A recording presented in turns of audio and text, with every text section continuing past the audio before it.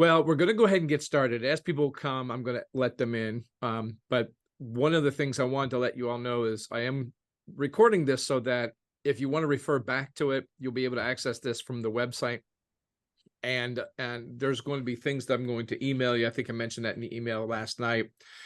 But this is the title of the workshop: 2 techniques to help improve strategic effectiveness and board engagement. So we'll introduce a couple, myself and my co-host today. As soon as the clicking works here, apparently it's not letting me do. Oh, that's why we've got someone coming in. Good. Tim's joined us. So on the webinar with us today, I'm hosting. My name is Chris Harben. If you're not familiar with me, I think most of you probably are. Most of you may know me as a professor at Penn State Barron, where I've been here for about 7 years. But in 2009, I created this company, HLMC, and I worked with small companies, mostly small companies and some nonprofits on strategic planning and leadership development. And so we're relaunching this consulting practice since I have a little bit more capacity now. My responsibilities have changed a little bit here at Penn State. And joining me today is a good friend and colleague. It's probably his fault that I'm here at Barron, because I think, if I recall correctly, he was on the search committee that hired me, Dr. James Fairbank. Now, Jim has a long time amount of knowledge. Boy, that almost sounded like I just called you old, Jim. I didn't mean to do that. Which I am. Jim is what we in the military call a ring knocker. He graduated from the Naval Academy. He spent several years in the military as an officer, worked in industry for several years, has a wealth of knowledge about strategic planning, strategic concepts, how do companies compete, what kinds of things can you do. And so he's joining us today to add his insights as we go through this. The point of today is to give you 2 tools that you can implement right away, even if you don't have a strategic plan. If you have a strategic plan, these things that we're going to talk about today can really enhance how well that strategic plan is implemented and lasts. And we're going to talk about some of the problems with strategic planning here in a moment, but that's our focus today. Is just these 2 tools that you can walk away with today, and we'll and be able to get you to implement some of those. So the agenda: we're going to talk briefly about the purpose of a strategic plan. We'll talk about some key elements of a good strategic plan, and we'll talk about that. So not every strategic plan is going to have every one of these elements, and some might have different elements depending on your situation. We're going to talk briefly about common issues with developing, implementing, and managing a plan. Those are all 3 very different things. We will also talk about, these are the 2 tools that we're going to be talking about: environmental scanning and scenario planning. And if you've never heard of these before, they're not as daunting as they might seem. They're not as academic as they could be. I think what I hope is that when you walk away from today, you'll find that these things are going to be very easy for you to implement. They could be enjoyable to implement across the organization. You can involve more people in the organization by utilizing these 2 techniques as well. So let's talk briefly about what the purpose of a strategic plan. Jim, what are your thoughts about, what's the purpose of a strategic plan in your mind? Thanks, Chris. Hello, everybody. I'm Jim. Jim Fairbank. A strategic plan is really a guide. It's a guide. And there's, what's that old adage? If a failure to plan is planning to fail, and it really is. So it's a guide. It's a game plan for a business. We don't have to get any more complicated than that. No, and I like to keep it simple as well. It basically, for me, it's how do you compete? It's the plan. How are you going to compete?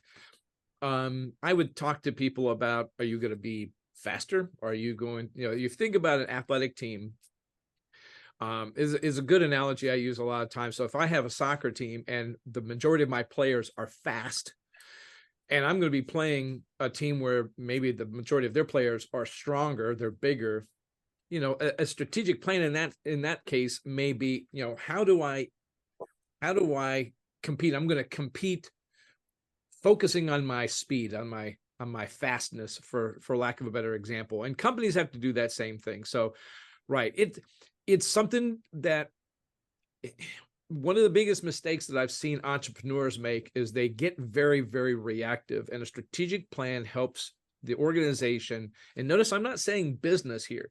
I'm going to use organization throughout because this applies. I'm working with a nonprofit right now with developing their strategic plan, because a nonprofit needs strategy just as much as anyone else. So it helps that organization not be so reactive. So some key elements of a good strategic plan. And Jim, I'd like you to jump in too with some of the comments that you might have. For me, I like to start with values. I think Jim and I might approach this differently from the beginning. It's one of the interesting things. One of the reasons I even have Jim here is because we get to the same goal, maybe through different paths. We hit all the same things, but maybe we approach them in a different order. And I think that's important for people to understand that too. There isn't a one-size-fits-all approach to strategy. It really is going to be dependent upon your organization, the goals of your organization, all those type of things. There are some key fundamental things that everyone should have. So values, in my mind, values are who you are. What are the things that are important to you? What drives you? And you can have individual values. A lot of times I've seen businesses that have developed the business values, their core values among the business, and they're really a reflection of the ownership or the leadership of that company. I'll give you an example. If you're familiar with the company Zappos, when Zappos was created, one of the things that attracted me to Zappos is they had 10 core values, and they managed their whole business based on these 10 core values. One of them that sticks in my mind is create fun and a little weirdness. That was one of Zappos' core values. And if you think about why, they were selling shoes online. And if you have people that are on the phone with customers and you're not having fun, that customer's going to pick up on it. Jim, what other comments can you add about values? Well, I'm just wondering if one of those Zappos values was even profitability. It's like, duh, they're a for-profit, but Yeah. I'm not familiar with their values, but I almost be surprised if one even had the word profit in it. No, none of them did. Yeah. I don't think any of them specifically mentioned profit as a value. No, let me just piggyback on something you said though about values. It's really important. When I've helped organizations in the past go through strategic planning, the first thing I tend to do is what's your mission? What are you and who are you right now? What key markets do you serve? What makes you distinct? Kind of what's your proposition, your business proposition, or your organizational proposition? And then where do you want to be in the future? And that's your vision. What do you aspire to be? What do you want to be when you grow up? Kind of a thing. And we work that, and probably the last decade or so, I say, okay, how do you get from vision to mission to vision if you want to change with due regard for your values? And that's essential because different organizations have different sets of values. And if you just want to march from point A to point B and you really don't think about that, it's going to be really, really hard to get there. Or you may be going someplace that honestly you don't really want to go to.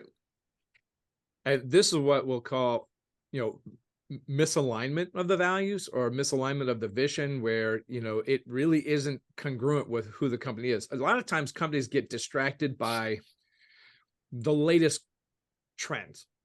Hey, this is happening really right now. We should pursue that. I could speak on that from a small business perspective. I've seen this happen where they see customers wanting X, but they really don't have the resources and the talent and the skills to be able to deliver X. Their talent and skills and resources are on Y, and they really should be focusing on Y and developing that part of their business. I worked for a company for a minute and a half where they had developed a really strong presence in banks, back office software for financial services, and they did really well. They were really growing that market share in that presence.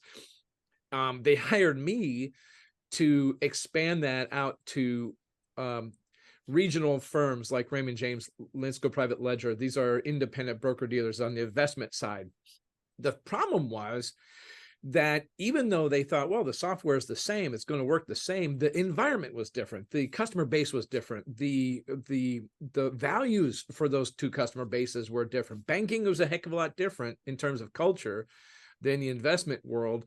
And we did not capitalize on where we already had strength was in the banking world. So that goes to what Jim was just saying too. You know, on the screen, I put up vision statement. One of the things that Jim said is kind of it's aspirational, is what do you want to be? I oftentimes recommend people phrase it as if you are already. We are, to borrow from Penn State, we are the premier opportunity. We are the premier provider of sensors in the business to business world.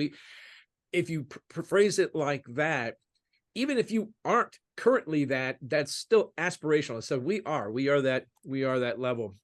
And the mission statement tends to be very tactical. What are the specific things, like Jim was talking about, what are the specific things your organization does? Now, this is going to lead us to SWOT and TOES. And I don't know how many people have even heard of TOES. Jim and I've had this discussion quite a bit. It's the same elements. People probably are familiar with SWOT.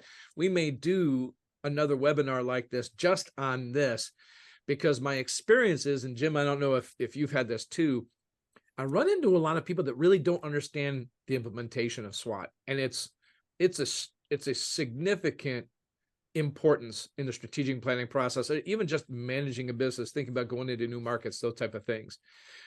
For those of you who are not familiar, SWOT, strengths, weaknesses, opportunities, and threats. And if you break them into two pieces, strengths and weaknesses are internal. I describe them as internal conditions so if it's a strength, it's an internal condition that is a strength of yours. If it's a weakness, it's an internal weakness. These are things that you largely can control, and they're internal. Opportunities and threats are external. External condition that is an opportunity.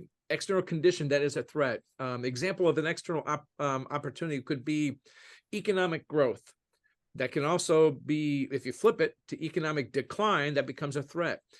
Demographic change, outside healthcare costs, those are outside things, outside of the business. Jim, you want to explain TOES a bit? Well, yeah, I'll explain. First of all, let me just add one thing. What I've found in my experience is that folks often confuse weaknesses and threats. Yep. I've seen that quite often, where they'll have an internal weakness and they'll call that a threat. I go, well, that's not environmental. Right. It's something that, as Chris said, you can work on. Now, when you work on it, what does it require? It requires resources. TOES is just SWOT in reverse, but it's more than that. I used to be an adherent of SWOT. Now I'm more TOES. All TOES does, threats, opportunities, weaknesses, and strengths, I think it encourages, which is a nice way of saying forces, organizations to look externally before they look internally. Focus on the threats and opportunities out there, and then assess your strengths and weaknesses. And then what you can do is devise individual strategies or strategic actions that can use your opportunities, for example, to use your strengths to pursue opportunities in your environment, or possibly use your strengths to avoid threats in your environment. So TOES is the same as SWOT, except that it puts more of an emphasis in your mind, thinking initially on opportunities and threats that exist in your environment. And I think the important thing is here, whether you do SWOT or TOES, all four areas get emphasized. It's just a matter of order. Tim, did you have something? By the way, feel free. This isn't a classroom. This isn't anything so formal that you can't speak up and say, wait a minute, that doesn't make sense. Or hold on, could you explain that again? Or, hey, I have a question. Please feel free to do this and make it very conversational. I'm happy to do that. Another part of a good strategic plan may include a market analysis. And I have this acronym of PESTO, which stands for political, economic, social, cultural, technological, environmental, and legal. Those are categories. That's going to make more sense. If you're not familiar with PESTO, why I'm bringing it up today, you'll see that on the environmental scanning sheet. But basically, a market analysis, you're looking out there trying to get an idea of what's going on in the world. And I'm going to say that this market analysis is one of the reasons that we do the environmental scan and even the scenario planning, because one of the risks that companies face and organizations face is become too internally focused, which is one of the reasons Jim was talking about Toast starting off with the threats and opportunities first forces them to look outside. A lot of times organizations get too internally focused and they don't pay attention to what's going on outside in the broader market, and they miss opportunities, or they miss the pothole that if they'd been looking, they would have seen coming down the road. You also do a competitor analysis. Who are our competition? This one is a passion for me because I'll often talk to small businesses and ask them who their competitors are. And they don't know as much as I think they should. I talk about this cupcake shop in Tiffin, Ohio, that I worked with some time ago. Now, this woman developed this cupcake shop because she was passionate about gourmet cupcakes. So she baked cakes, pies, she did wedding cakes. She's really, really good at this stuff.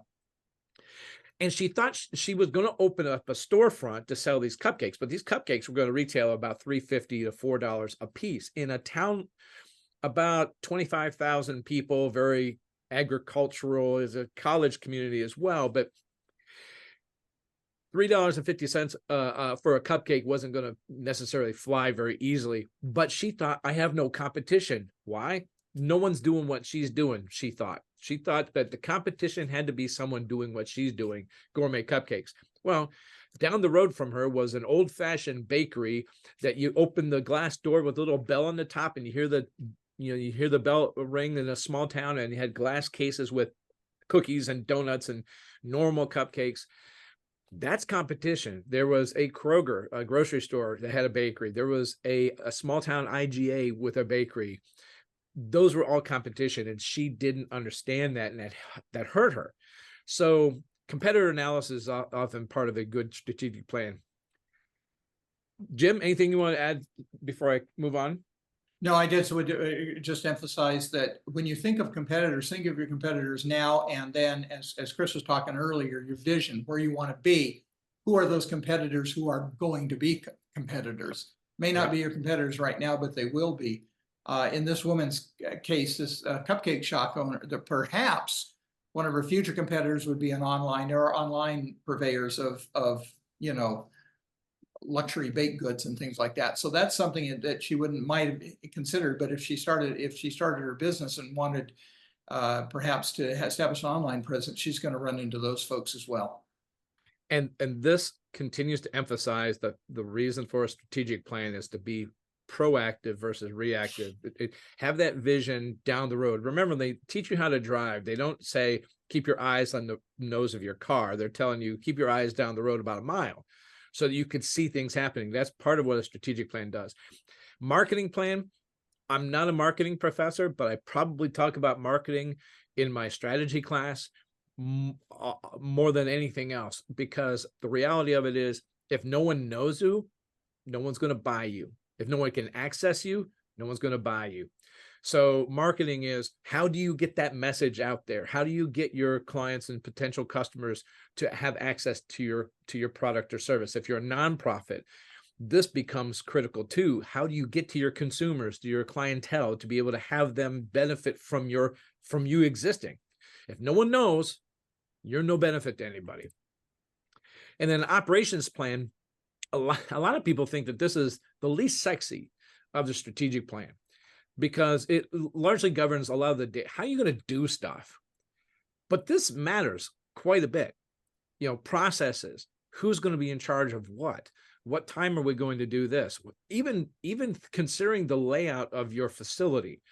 There was a plant in Defiance, Ohio that made metal parts for Caterpillar and the military. And the plant had been Franken developed over the years. As they needed things, they would add on to it. Next thing you know, it's a bad Lego factory. And one of the things that ended up happening was the receiving was on one end of the plant, and where often they needed the goods was clear on the other side of the plant. So they had to go through most of the plant to get everything where it needed to be. So they spent a few $1 million to reorganize this, but it paid back in efficiencies. And that's one of the biggest issues with an operations plan. How do you operate efficiently? How do you get the things you need to get done? Jim, what do you have? Anything about that? Only thing I would say is operations, it really is, you do need to think about that in your planning, because really when you implement a strategy, operations are critical. You could have the most beautiful strategic plan in the world. If you can't make it happen, strategy formulation is one thing, but implementation is quite another. And we'll talk about evaluation probably later on too in this webinar. Yeah, and one of the analogies I often use is you can have a really great battle plan for the military, but if you can't get equipment to where it needs to be, you don't have the right people in the right places, it's not going to matter. Financial projections, what's it going to look like? What if you, this is something where I usually recommend worst case, best case, middle case, come up with some financial projections so you have an idea where you're going to be financially. And then now we're getting into, these are the things that a lot of people think about a strategic plan. They think about goals and objectives. Once you have an idea of what your resources are, you do the SWOT analysis, you know what your strengths, weaknesses are, you know what the opportunities and threats are. What do you want to do with them? The benefit of having these things written down is that if they're not written down, they're not real. It's almost like if you don't have a plan, it's failing the plan is planning to fail. But one of the things I see as a potential mistake, and we haven't gotten to the mistakes yet, but one of the things I see as a potential mistakes is ill-defined goals that can't be measured. And we're not going to get into SMART goals here, but I think everyone's probably familiar with SMART. And sometimes almost overly specific goals. I usually say, do 3 to 5 goals that you can do in 3 to 5 years. Jim, how do you usually handle goals and objectives? Similarly, what's your planning horizon? For some businesses, it's really a year or two out at best. Others might be 5. That's really stretching it these days. Right. But the goals are long-term, fairly general, and then the objectives you can get, well, more specific as you get down to the operational level, because now they have to be measurable and have key performance indicators attached to them and these types of things, which we'll probably talk about in a bit. And one of the other things I like to do with organizations is there might be organizational goals, and then you have business unit, business level, different goals kind of go down the organizational structure so that they cascade. Yeah, and they all relate. So that way you get more and more people involved in the whole things. And tactics are the things that you do. Now, this is something that I've seen in the literature quite a bit. I'm not sure how often that it's actually spoken about outside in the real world, because a lot of times I see the word strategy used when it really isn't a strategy, it's a tactic. So for example, if I think of Cedar Point as an example, Cedar Point's strategy, I can boil it down to providing fun. They want to provide fun to a broad range of people. They have this, they want to provide fun that has breadth and scale. So a lot of choices and a lot of different sizes of choices. And that includes not just the rides, not just the entertainment, but the food selection, all those type of things. So tactics are the things that they do to support that strategy, the specific things. They might refresh a ride every year. That's tactical. They might decide to kill a ride off and replace it. That's a tactic.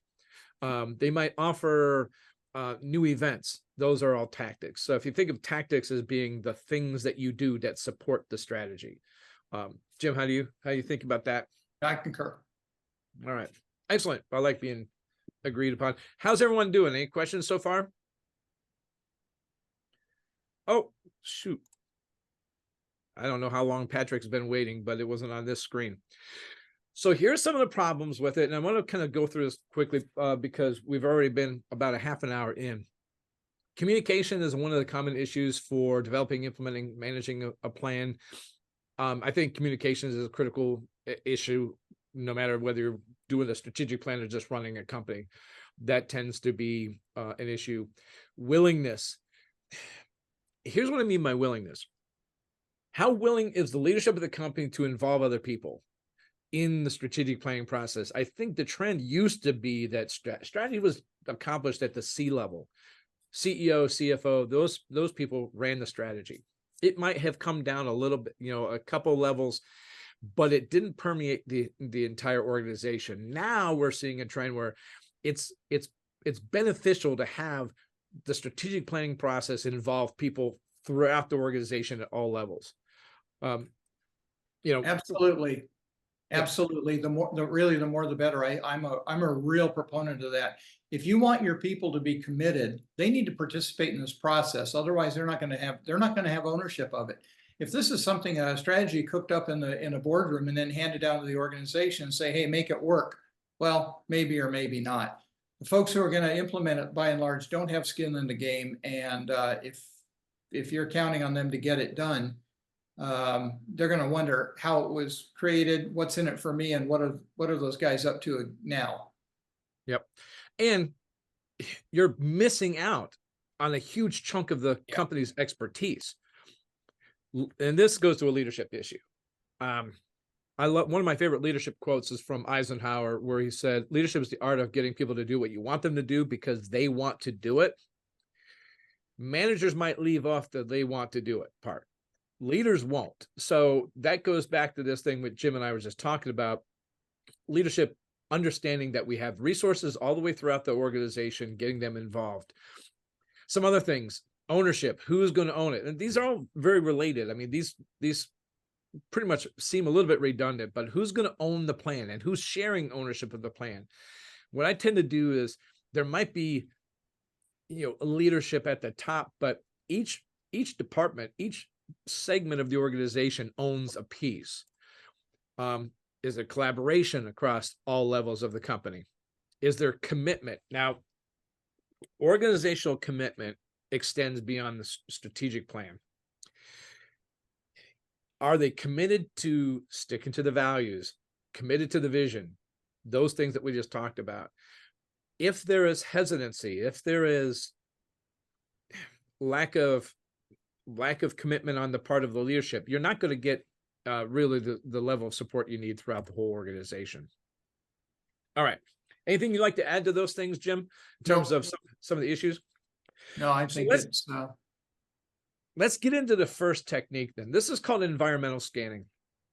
And this is basically, it's a method to increase awareness of what's going on out there. I put on the screen a purposeful method to increase awareness of external issues that can have an impact positively or negatively on your organization. This is physically causing the organization to look down the road further than they normally would. It's so easy for an organization to become short-sighted, to be distracted by the things that are going on right now, be distracted by the loudest squeaky wheel, be distracted by whoever the latest influencer is, the latest political issue, whatever the latest issue is. This is about finding a way to look a bit down the road. So again, it's about knowing before and still reacting when. As much as an organization can, it's good to be able to think about what happens, what's coming down the road that no one's really paying attention to. What are the little blips that are happening that we should probably pay attention to? Doesn't mean you didn't have to change anything yet. It's just helpful to have that kind of realization coming down the road. And effective organizations do this all the time. This isn't a once a year thing. That, right. When you sit there and you do it in advance of your annual strategic planning retreat or whatever, this should really be ongoing and it should be serious. And, that was one of the things we didn't speak about in terms of some of the common problems is, and really that it probably goes to that last point relative to commitment. A lot of organizations, probably more than I would like to say, do a strategic planning retreat just as a checkbox. All right, so we did the strategic planning retreat, we did it. And then it doesn't become part of the culture. It doesn't become part of the quarterly board meetings, monthly board meetings, whatever. There's no leadership team meetings that talk about how are we doing toward the plan. So you're right. A strategic plan is a living, breathing thing. It's not a one-off thing. And that's where this comes in. So on your screen, you see a copy of a document I'm going to send you via email. This is a document that not every part is going to matter to you, but we're going to go through it here one by one. The beautiful thing about this template, this little piece of paper, is that you can hand this to a couple different people in your organization and say, hey, would you give me a scan hit for the next board meeting? and I'll explain what a scan hit is. Let's use this analogy. A scan hit is sort of like a sonar in a submarine. So if you know anything about how a submarine functions, it navigates underwater by sending out sonar pings and it gets reflections back. This is like sending out a ping. You're going out there and you're seeing what's going on out there. And you're scanning around into the external environment to see what kind of things are out there. So the first thing, what did you find? Was it an article? Was it a news story that you saw on TV? A new thing that I'm encouraging companies to pay attention to, social media. I've had people come back with scan hits from TikTok because my kid saw a TikTok, showed it to me, and it made me think, maybe this is something that is coming that I need to pay attention to. So again, this is where you can really involve more people in your organization. So you just, first thing is, what did they see? What's the title of it? Who wrote it? Was it on NBC News? Was it, authored by somebody? A brief source, TikTok, Instagram. It could be a news organization, a newspaper, a magazine, Facebook post. It doesn't matter. You're really not limiting people to the sources that they're going after. Because if they find something in a source that is not academically strong, and that doesn't matter in this part, but if they find something on Facebook, at least it's a scan hit, it's a ping. It might even just say, maybe we need to pay attention to it. And then you could do some more digging into more substantial sources at all.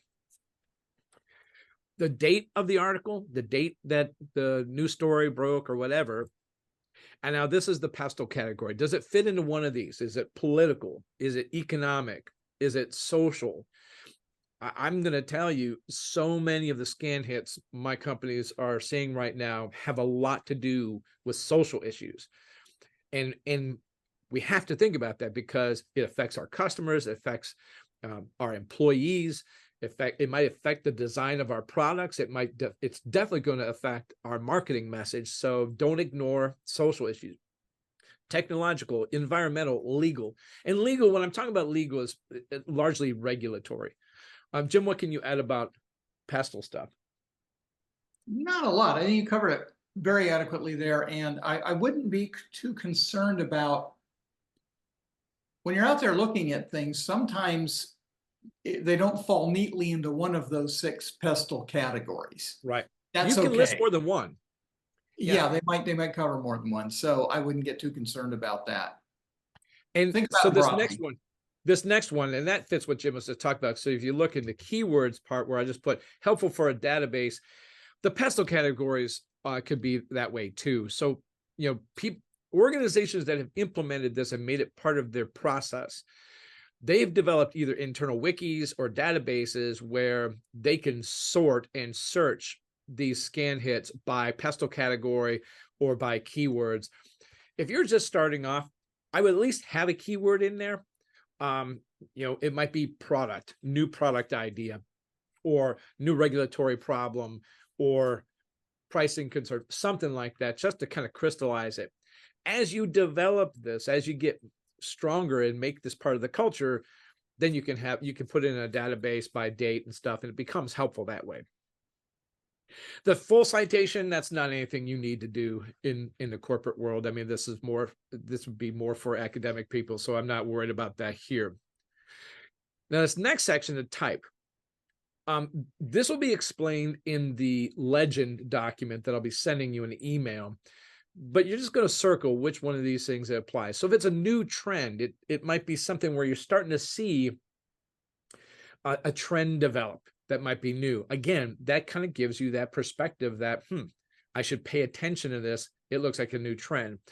A new cycle would be, you see an ebb and flow. You see an ebb and flow, and maybe there is a new cycle developing.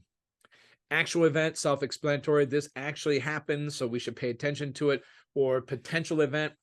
Hey, this might happen.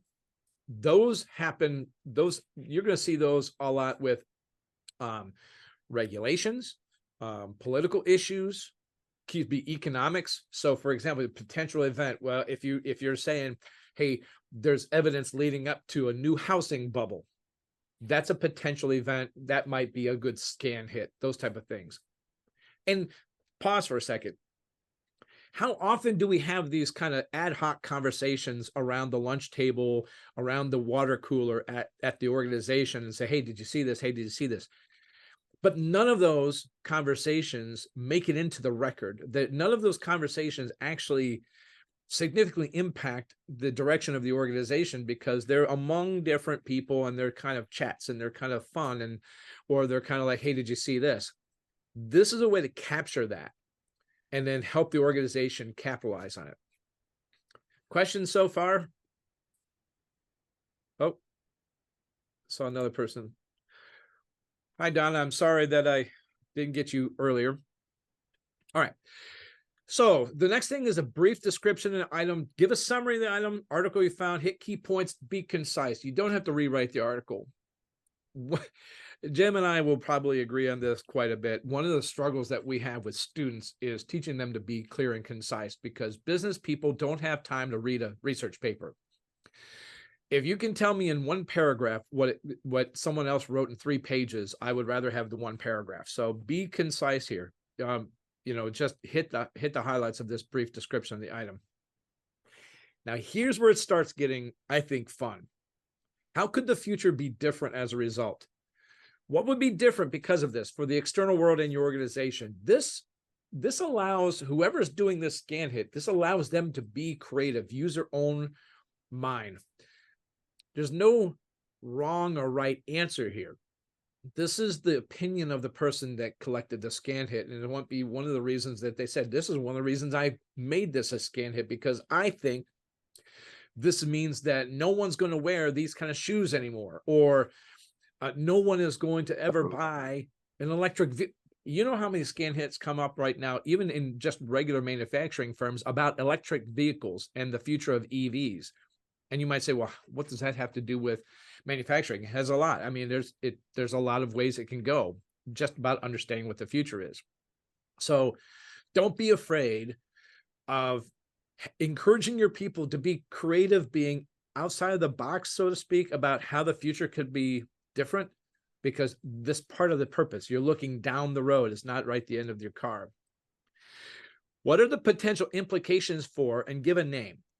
Does it have an implication for a particular department, for a company as a whole? In a second, we're going to show you an example of one of these scan hits, and this will be more clear. So what is the impact? Greater demand, higher cost, tougher regulation. How could that impact this person, this company, this specific individual? Jim, feel free to pop in, and anyone else, if anyone has any questions, I'm just checking to see. Oh, here, I'm sorry, I missed the chat. Yes. Yeah. Michelle, I did see that. That form, everyone on this call is going to get this document, the blank, and a template, an example, as well as everything else we'd use in terms of the documents on this. So I'm sorry it took me a while to see that chat. Okay. So overall effect. Circle whichever best applies. Again, the legend's going to help you here. Confirming, creating, or resolving. So confirming basically is saying, yeah, this supports how we currently think. This supports our notion of how things are going. So if you're saying this about the scan hit, it's confirming what you already think. If it's creating a new scenario, something we hadn't thought of, that would be creating. Or if it's resolving something, we thought, okay, well, things could go this way or this way, and we weren't sure. But now it's starting to point one way. This is resolving, if that makes a sense. And then, but the next part is going to help that make more sense. Baseline, new, or resolve. What is the assumption? What is the assumption that was confirmed that's being created? So an example might be, you might assume that in 10 years, all vehicles sold in the United States will be some sort of alternative fuel source and not internally combustion engines. All right. So maybe that's an assumption that you have a time frame. You say, look, we think in the next 10 years, the government's going to regulate internal combustion engines out of existence. So every car is going to have to be some sort of alternative fuel source. If that was the assumption, then the confirming, creating, or resolving would fit that. We're not, I mean, these are some of the things that you might have a completely different assumption. For example, Chuck, I mean, how many years ago would you have thought that Edinburgh would have been merged? Maybe you saw something down the road, right? So, I mean, here, Penn State, we're always thinking about what's going to be the next thing. Who is the person completing this? That's pretty self-explanatory. What's the date? And then that little quadrant, impact, novelty, plausibility, or timeliness. I said see legend, but there's 0 to 5, 5 being the highest. So if it has impact, if it's a 5, that means the impact of this is going to be very high. Plausibility. How plausible is this? Can this actually happen? Novelty. Is this something completely new? Timeliness. Is this happening? A 5 would be it's happening now. A 0 is it's coming down the road. But the legend that I'll send you will help. So here's an example from one that I pulled years ago. This is from August of 2001. Before I move on, Jim, you have anything you want to add about that? Nope, good, Chris. I'm just following along what you're saying. Okay. So I'm not going to go over every section of this, but I'll point out a couple of things. This is not a bad idea to have the full citation be a link if you found it on the internet because it's easily accessible.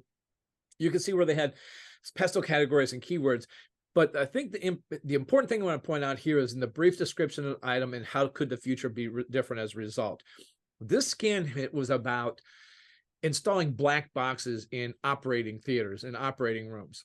The black box recording system would monitor almost everything that takes place in an operating theater. Electromagnetic or ultrasonic sensors placed on a surgeon's hands would record precise movements during surgery. The system would also take recordings from medical equipment and capture conversations between doctors during operation. It would even monitor who's going in and out of the theater at any time. Recording surgeons might place an unnecessary strain on them. So that last part doesn't need to be in the brief description. That would go somewhere as an impact, but that gives you a good idea of how the brief description works. It gives you a really good overview. Not having read the article, you got an idea of what they're talking about. How could the future be different as a result? This scanner said may not be a needed innovation. Some are more skeptical about the idea, but I think a British Medical Association spokeswoman points out that a lot of medical equipment already produce recordings. However, patients and insurance companies see this as simply the next step of medical practice accountability. But then it comes down to what are the potential implications for surgeons. He's saying there's a loss of privacy and increased oversight as the record of operations stored digitally for later recall by utilization review committees. And I can see all kinds of problems with this too, because, it just, you can see where this might go. But this is an example of a scan. Now it's funny, Chuck, you might recognize the name Tom Hoffman. It's not the same Tom Hoffman we know. Just so happens to be that way. Any questions so far about this? Okay. So we're going to get to how to implement that toward the end of the presentation. Let's move on to environmental scanning. So you'll receive a copy of the blank form as well as a sample via email after this webinar. And so, we're moving on to scenario planning. Scenario planning is a way of testing the impact of potential futures on your strategic plan. So basically, scenario planning is a way of seeing into the future, sort of. It's not necessarily seeing into the future, but a way of kind of establishing whether or not some potential futures are likely or not. And then does your strategic plan have the ability to deal with it? There's a couple of steps. Step 1, consider the forces that can impact your organization's future. Some examples include demographics, economy, social issues, regulation, competition, population, political issues, education, healthcare, taxes, wages, climate. All these are examples of large forces that can have an impact on your organization. The next step is to choose 2 that you think are going to have a big impact. Now, pause for a second. Just because you're choosing two doesn't mean that the other forces aren't important. This is, like Jim had talked about before, this is a process that you will do multiple times, constantly, as a matter of practice. You might look at different combinations of different forces to create these different scenarios, but it does give you the ability to focus on two at a time. So if we just took all those forces and put them in a funnel, for today, I'm going to select healthcare and economy as examples for two forces that we might choose.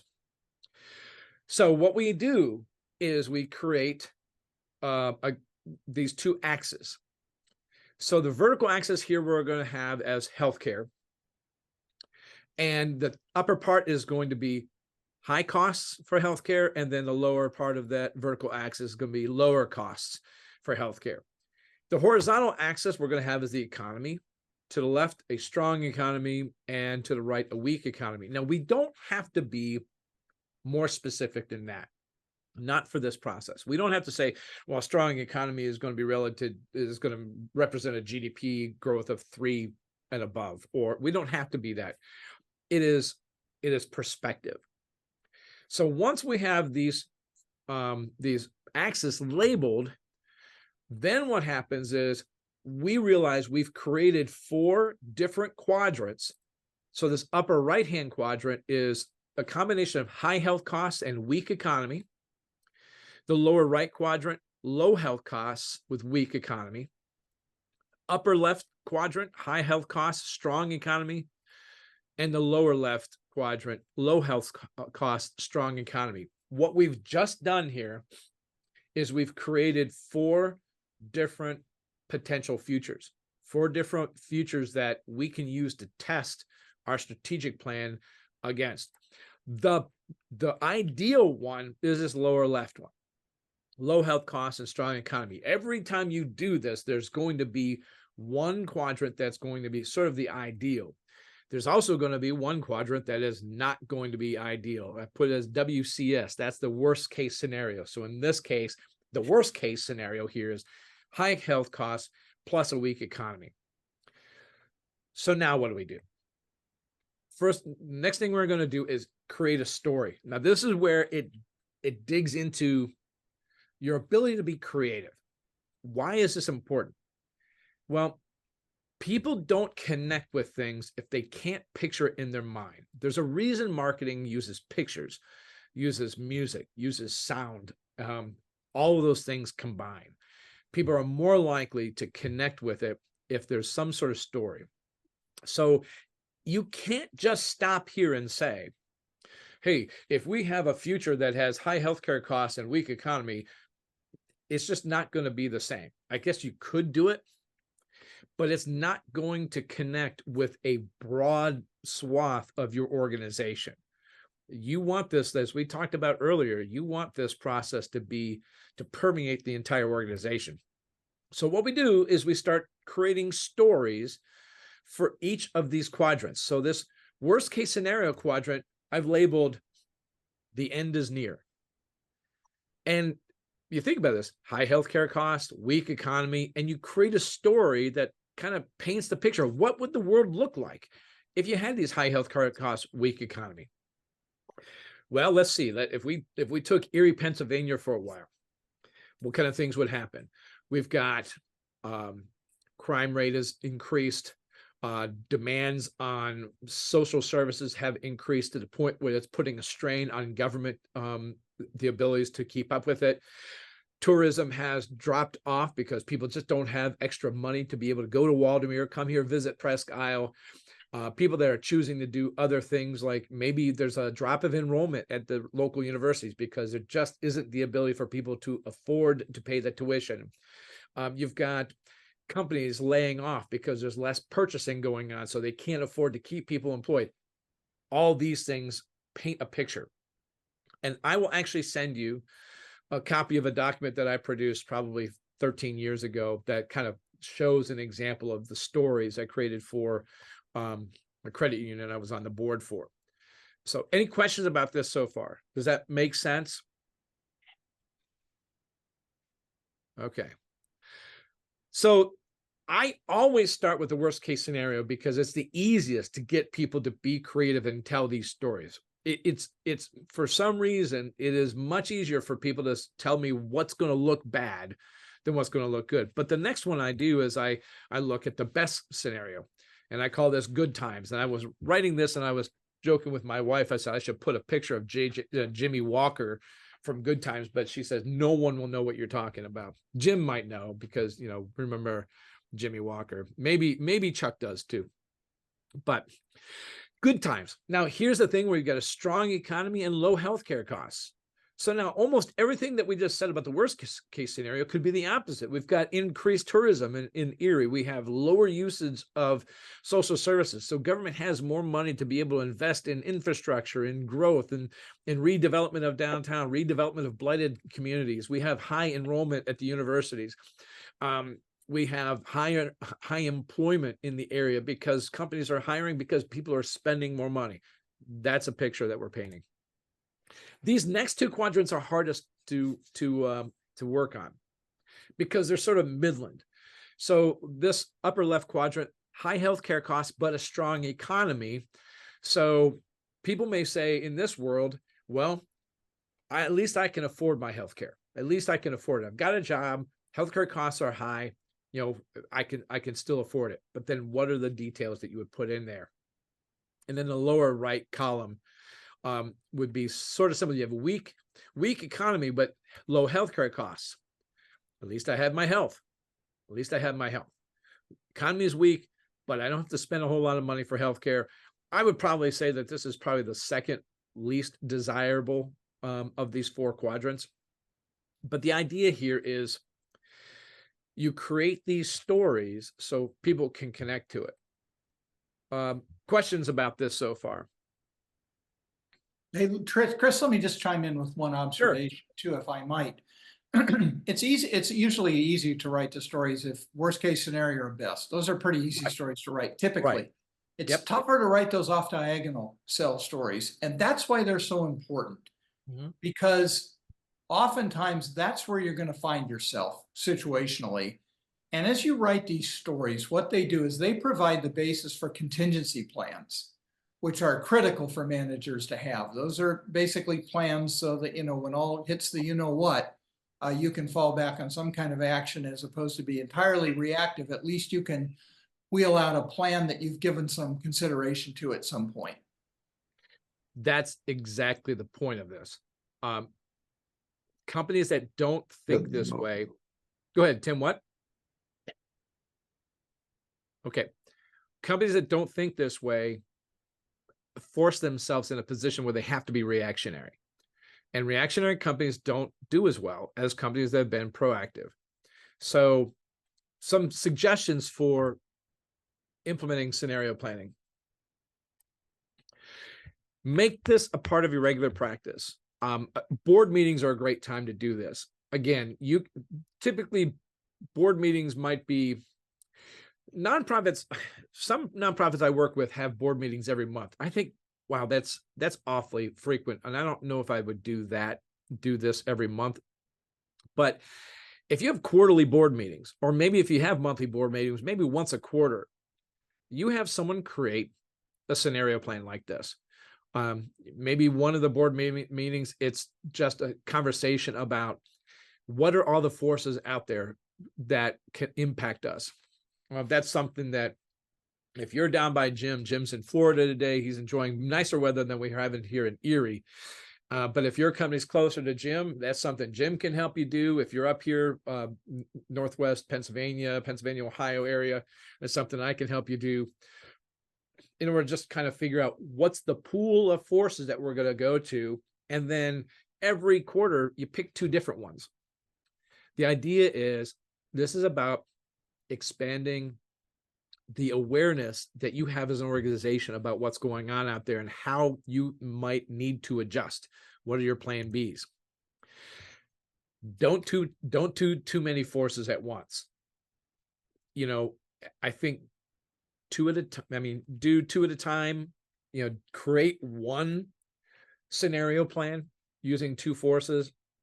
That's fine. Now, for example, from today, what if you said, hey, we want to do another one using healthcare, but the second force is going to be demographics, maybe aging. So for example, the nonprofit I'm working with, aging demographic has a direct impact on them, because as the population ages, demand for their services goes up.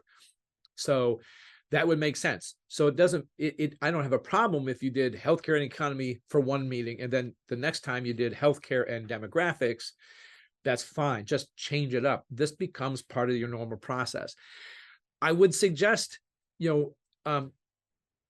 get good detail in the stories.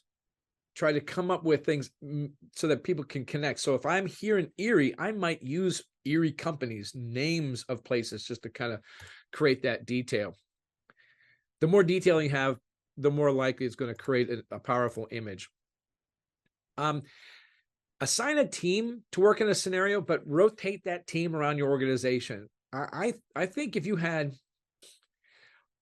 could have as many as 4 on a team. I think I wouldn't do more than that. But what you could do if you had a team of 4 is you could have one person assigned to each quadrant.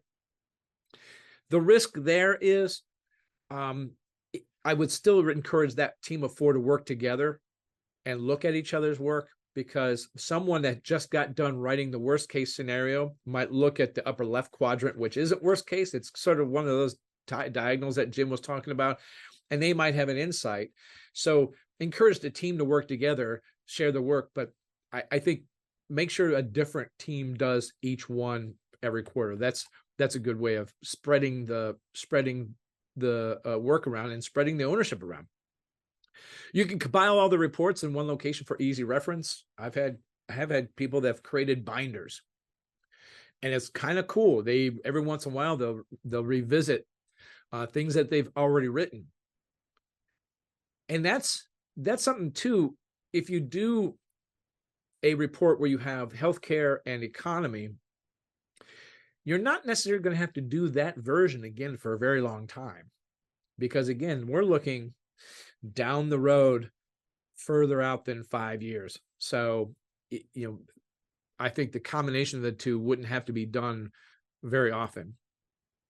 It can be printed or stored in a shared drive or a company wiki. I've had people do put it all in a shared drive as well. And then some other suggestions: collect scans on a regular basis. This is for the environmental scanning thing. Going back to the first thing we talked about, collect those on a regular basis. I think it's just, if you just make it part of the process, you could have 5 people assigned. Hey, 5 people, give us a scan hit, each of you, and then present those to the board, present those to the leadership team, have them present their findings. Board meetings, department meetings, leadership team meetings, etc. 1 or 2 people conduct a scan for each meeting. You can do more than that, because each person can do their own scan. Rotate to involve as many people as possible. Collect in a central location. Again, you could do print, share drive, company wiki. Those become valuable. And as we kind of talked about, as you get mature in your organization, you might create a database that's going to that you can do a search from pestle category or some keywords. So that is all the information we have. So you will receive copies of the templates for environmental scanning as well as scenario planning in your email shortly after completion of this webinar. Probably it'll be tomorrow. Also, the recording of this webinar will be posted at the website in about a week. Stay tuned for our next webinar. Let's see, what kind of questions are there? I'm going to unshare my screen so I could see people's faces. I could see Chuck's head. So what kind of questions do you have? I mean, go ahead, Abby. Yeah, so first of all, this was great. Thank you so much for inviting me to participate in this, because it was really helpful to see your perspective and the tools that you shared, both the environmental scan and the scenario planning. I think were both really valuable tools. The question that I have is that, I've been doing, as you know, I'm a consultant as well. And so I've been doing strategic planning for clients for a long time. And one of the things that I find, and I'm curious both whether you find this and how you handle it if you do, is that most of the companies that I'm working with really are interested more in what I would call a work plan than a strategic plan. And it includes many of the components that you talked about today, the SWOT analysis and the goals, objectives, and, the strategic initiatives, as I call them, and the tracking measures and things like that, action steps, all that deployment through the organization, or the cascade that you described. But I have a hard time getting folks engaged in spending time, and whether it's worth it, spending time on values, vision, mission, even though I think it's important for an organization to have that. And then also the market analysis and the competitor analysis. So I'm curious what you have found and how you kind of think about that. I've run into that a couple times, and Jim, I want to hear what you have to say about this too. But where I've run into those things those are the organizations that can't get out of the right now. They want to know, what do I do right now? And the way I've handled it, if they say, well, I want to do this, and I ask the question, why? If I ask them why and they can't answer it, I'm going to say, why do you think? Then I turn around and say, why do you think I'm asking you why? And there has to be sort of an education brought in there, because you're right. We have a culture that is right here, right now. I want my money now. I want to solve this problem today. It is harder to convince people to look down the road because they don't see the impact today. But I can point out negatives for not doing that, right? Mm-hmm. And frankly, if they're not willing to, I generally won't take them as a client, because I only have so much time to beat my head against the wall. And if they're not open to the fact that, vision, values, mission statement, those things, they're non-negotiable. If you don't have those in place, nothing else is going to be it's like the foundation of a building. You could have a nice, lovely looking building, but the foundation's on crappy cement. Jim, what do you think? Yeah, I've heard that before. She'd like to do that, but we just don't have the time. They don't look at it as a worthy investment. And I won't beat my head against the wall to make that happen either, because even if they do it, they're going to get a lot of people fired up, particularly if they invite people into the process, which I always encourage them to do. People, a couple levels even below, get all these people fired up, and then nothing's ever going to happen. They'll do it to check a box. And Yep. That's not what this is about. Unless you're committed to do it, because I'll tell you what, it's hard work to do the things that Chris has gone through in this presentation. Is hard work. It takes time and effort to do a good competitive analysis and a full-blown external analysis and a PESTLE and a SWOT analysis. It takes time. Now, we happen to think the benefits are extraordinarily valuable and far exceed the time and effort it takes to put into it. But that's a difficult ask sometimes with organizations. And if that's the view of their top management, nothing's ever going to happen. One thing I like to use sports analogies quite a bit, and I'll usually ask the person who's their favorite team. What's the thing that they've done that you think is the right thing that they've done? What's the best thing that they've done? And they'll almost always answer, well, they traded for this guy, or they fired this person, or they drafted this person. And I'm like, okay, you're talking about something that is the tip of the iceberg that you see above the surface.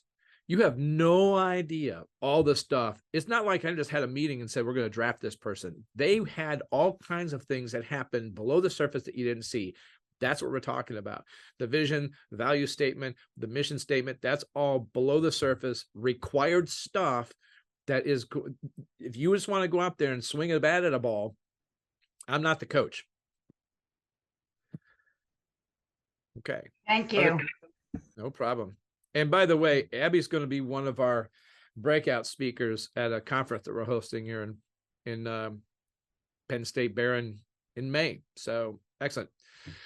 And I think I'll see you in April, right? All right. What other questions are there? Donna's trying to connect the audio for like the last 45 minutes, and I'm going to blame it on Chicago. I think that's where she's at. All right. Tom, you're smiling. I don't know if that, I worry about people who smile on a webinar. No, it's good. I thought this was a great overview of strategic planning process and some key points. So it's valuable. Thank you. Look forward to seeing the slide. Well, we're happy that you're able to be here. I don't see any reason to keep us here staring at each other if there's no other questions. Certainly, if there are questions that come up afterwards, feel free to send me an email. I'll forward it on to Jim for his opinions as well, but I'll be sure to send those documents out. Like I said, it'll probably be tomorrow. So any final comments? I do. I'm going to jump in here. Right. So I appreciate the content, and really thinking through the SWOT in reverse really is like mind blowing. That was very good point. I really enjoyed that. Any thoughts or any materials? I struggle with. I serve on a number of nonprofit organizations, and it's hard to get people even interested or appreciate the level of commitment that's required to draft your vision, mission, and so on. So I guess I'm asking for a more preliminary help or question. How do you even get people to a point where, yes, we're willing to invest X number of hours over the course of the next several months to create these documents then, and then each month at our meetings, we're going to pick off one of them and do it. So is there any overarching advice or any materials that I should be aware of? I wish I knew what that silver bullet was. Yeah. I don't know. I will tell They you, have to working- want to do it. This commitment, Yeah. they have to want to do it. Now you can educate them and talk to them about it. And maybe that will encourage. You certainly can't force it. Yeah. And as Yeah, we one talked thing- about, it's just beating your head against the wall. Some organizations and boards get it. Others just don't. And sometimes they don't get it until something real bad is scaring them in the face. And at that point, it's probably too late to do a whole lot of strategizing. At that point, it's the reactive stuff that Chris was talking about earlier. And that's probably what they're going to fall back on. So one of the things I could offer, and that has worked for me, is it really requires an outside consultant. And I don't want this to sound self-serving, Yeah. but the consultant can't come in and say, "Hey, I'm the expert. Listen to me." Particularly with a nonprofit. Think about why people participate with a nonprofit. They don't work with a nonprofit because they want to do all the background boring stuff. They want to serve the meal at Thanksgiving and see the results, or they want to deliver the food and get that visceral gratification from it. They don't want to necessarily have to deal with the administrative stuff, going out and asking for money, all those things. So when you go in to work with, and this could work with a for-profit organization too, for me, I have to show the board of a nonprofit that I get why they're there, that I find it important as well, that I understand what their mission is, I understand what they're trying to do, and that I can connect what I'm going to be able to help them to do with helping them do what they do. If I were to send a year's worth of statements to an account, do they want 12 different PDFs or 12 statements in one PDF? All right. I thought Donna was asking a question. So it creates a problem that a good consultant can overcome, can at least attempt to overcome. And that's a skill set that you have to pick right. When I found in my experience, if I'm working particularly with boards of relatively small organizations and institutions, is I don't call myself a consultant. I'm a facilitator. Most times these folks know what they need to do, and they know their organization, and it's a matter of getting it in and just kind of helping to make the sausage, if you will. They know, and sometimes it just takes somebody to say something, and then people will riff on that, and you get some energy going through the room, and they'll come up with something, and they'll come up maybe with a mission, and maybe that's where we want to be in the future. And they look at that, it's like, my God, that's magic. No, it's not. You guys know this. You live with this. So let's just kind of get it a little bit more formalized and figure out how to do it. And that tends to make them pretty receptive. But I use that term facilitator because in my experience, when I do these engagements, that's my preferred role: to listen, to stir the pot, to get them thinking, to say, you know, hey, Bobby, you haven't said a lot, or Mary, what do you think about this? And get those opinions in there, get them talking, because oftentimes the quiet ones have the key. Yep. But that was a good question though, Chuck. So All I'm, right. I'm curious, for your consulting practice, what's kind of your ideal client, and how are you currently getting your clients? Through referrals?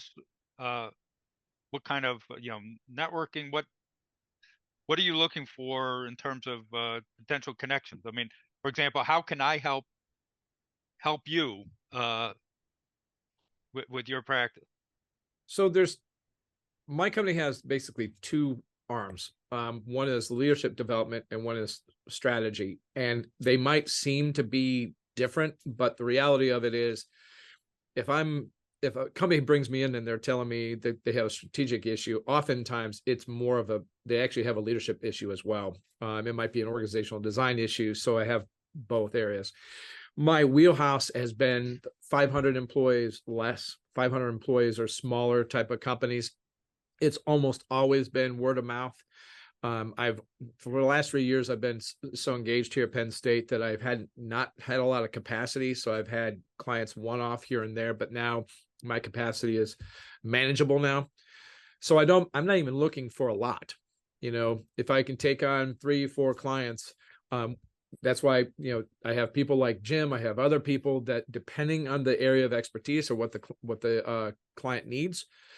For example, I even have a CEO that her area of expertise would be helping a CEO transition, you know, a new CEO transition into the role. She's been quite a successful CEO, publicly traded company, grew her company 400% over the last 10 years. She told me, Chris, I'm not going to be cheap. And I'm like, well, I don't want cheap. I want good. And so my team is sort of a bunch of ad hoc people. Like I said, Jim is located in Florida, so you know, anyone around that area, or it could be done online too. A lot of these things could be done virtually, a lot more successfully than it ever had been. Face to face is always best. But I guess to answer your question, Tom, again, companies that have struggled to try to crystallize how they're going to compete, they might have been in existence for a while. They might have a strategic plan, or they might have a plan that they just haven't really engaged with. We can pick up and, you know, say, okay, look, they've got an existing plan. How do we help them implement it? How do we help them be engaged with it more by using these type of techniques? If you go to the website, there's different, I guess, programs that we offer: individual coaching, ad hoc, like workshops, you know, one-off workshops where we could actually train people to do this stuff. There's no, like, for today, this would be something I could do in a workshop for a group of people and train a company to do this. But I don't know if that answers your question. I mean, typically I should be able to answer that more. I have a graduate student right now in our Masters of Manufacturing Management program, and he's approached me when this semester ends, he goes, God, I want to bring you in as a consultant to my company, which is named after him because it's his father's company. And you'll see this a lot in family businesses, privately held businesses. The old man doesn't want to create a strategy. The old man built a business, and this is what he's done for 30 some years. And now the son or the sons or the daughter or the daughters are going to be taking over, and they're like, we need to go in a different direction. But the principal has been resistant forever. Yep. Because it's his or her baby, and it's usually the old man. I don't mean that to be sexist, but God, that is just so typical. Yep. And so these companies really need it because they really get into a rut. And hey, it's been working all those years, and yeah, you know what? But things are changing out there. We have this thing now called the internet, and we have these things called cell phones, and these new things that you might not know of that much. So that's a challenge. Yeah. And it's really interesting when you've got the old man in the room with the young folks and these ideas are flying around. Sometimes they get really resistant. And if you've ever seen the show Succession, you'll know exactly what I mean. Sometimes they're very receptive and they think, yeah, I really do need to turn it over to these folks and pull back a little bit because I'm hearing these ideas now in a more structured setting that I haven't heard maybe individually because people are afraid to, but in this setting, the whole idea is to generate ideas. And Well, I'll stop talking now. And that's Abby's area of expertise, by the way. Abby's written, what, 2 books on succession planning? Oh, succession planning. Yeah, that's tough. Yep. Well, and your point, Jim, is well taken, because I think sometimes the owner also will respond better if there's a third party that's kind of validating. And that's what you would be serving in that role, as a third party validating the comments. Right. Yeah, that's true. And particularly when that third party's neutral, doesn't have any, no dragon to slay, no sacred cow not to slay, that kind of thing. You go in there and it's like, what are the ideas? Let's bounce them around and see what goes on. Well, So Tom, I don't know if that answered your question. It does, but I was just going to chime in. So, for example, Inglewood Associates does, business performance advisors, so financial operations technology, and we do occasionally work with other folks to focus on, certain aspects of, for example, the strategy development, and we can certainly potentially be a referral source for you. But a lot of the work we end up getting involved with is really exit planning, getting ready a business ready for sale, some transition, where we're helping to advise the next generation. So there's an adult in the room, and the first generation can retire a little more confidently that there's at least someone helping. And sometimes we set those engagements up where we're just meeting monthly with the next generation to review financial and operational objectives, and sometimes we'll set it up as a 2-year contract. The second year we're just meeting quarterly, but that kind of transition really gives confidence to both generations to allow for that transition. So Tom, are you going to go? Kind of Are you heading to EPI in April? I am not. I've got other stuff going on, but all right. Well, I'll be actually speaking there, so nice. There might be people that that I run into, and I think Donna. I met Donna there. Donna Shin's in this this meeting. So, well, I appreciate everyone being here. Jim, thank you for helping. Donna said hi.